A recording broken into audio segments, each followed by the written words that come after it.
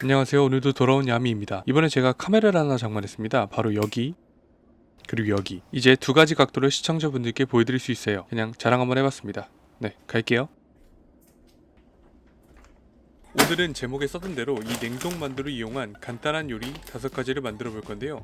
정말 시간 안 걸리는 요리들로 준비했습니다. 자, 시작!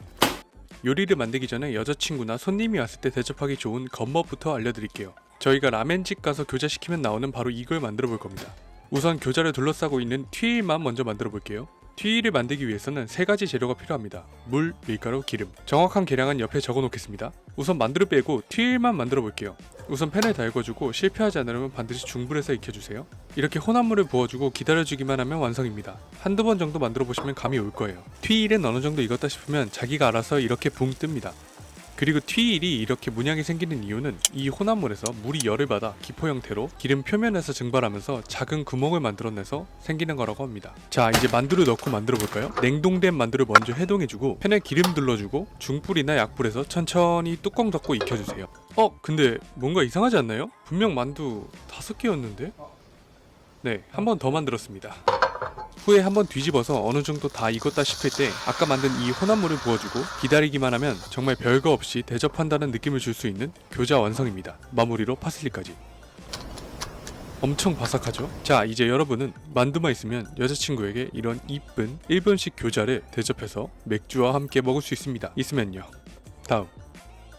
첫 번째 요리는 제가 초등학생 때 많이 해먹었던 치즈 오븐 만두입니다. 만두, 토마토 소스, 체다 치즈 이 3가지입니다. 아까와 같이 냉동만두 한번 해동해주고 만두가 바삭한 게 좋으시면 에어프라이기에 한번 돌려주세요. 해동이 다 된 만두를 그릇에 넣어주시고 위에 토마토 소스, 치즈 올리고 치즈가 녹을 때까지 익혀주시면 완성입니다. 익히는 동안 에어프라이어와 전자레인지의 차이점을 말씀드리자면 에어프라이어의 조리 방식은 내부의 팬과 히터를 이용해 고온의 공기를 빠르게 순환시켜 음식을 조리하는 열풍 방식입니다.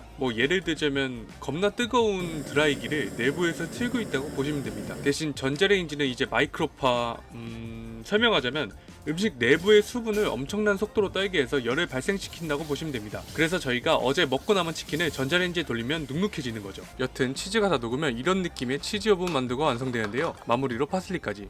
참고로 비비고 만두는 한 번 다 조리된 후에 냉동 처리가 돼서 해동만 진행하고 조리해서 먹어도 문제 없으나 비조리 제품이거나 불편하신 분들은 한번 에어프라이어에 미리 만두를 돌려주세요. 제가 초등학교 5학년 때 자주 해먹었던 치즈 오븐 만두 완성입니다. 다음 갈게요. 두 번째 요리는 만두 볶음밥입니다. 재료는 만두, 계란, 미원, 파인데요.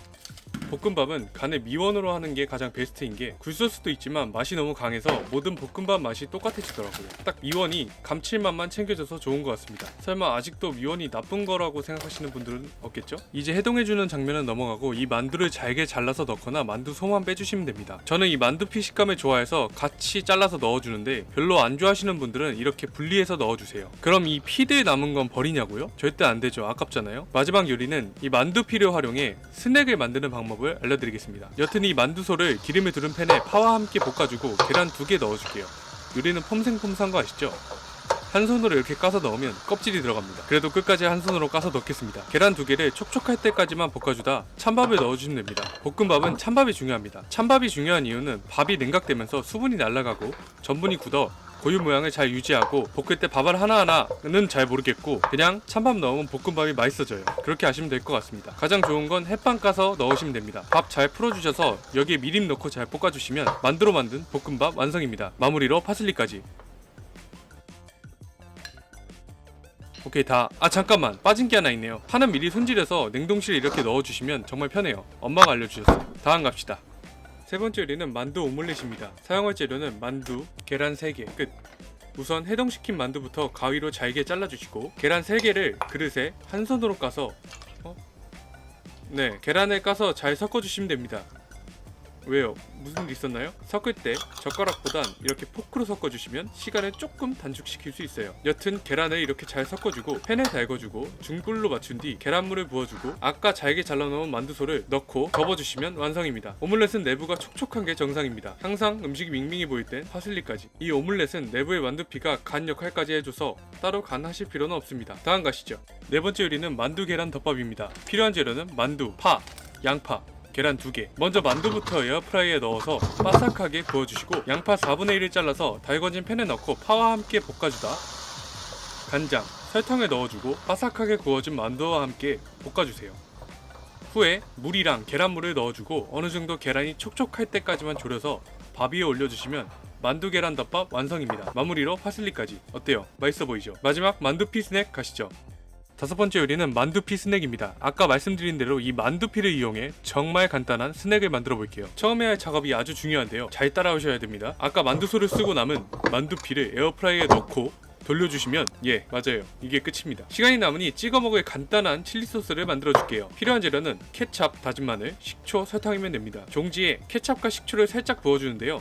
식초 넣으실 때 반드시 일반인지 2배인지 3배인지 확인하고 넣으셔야 됩니다. 제가 예전에 일반 식초인 줄 알고 3배 식초 넣었던 기억이 있어서 말씀드립니다. 추가로 다진 마늘 조금, 설탕 조금 넣어주시면 집에서 만드는 간단 칠리 소스 완성입니다. 제가 얼마나 넣었는지는 제 입맛에 맞춰놨기 때문에 시청자분들도 만약 해서 드시려면 해보시면서 짜네? 하면 설탕 조금 더 넣으시고 신맛이 좀 부족한데?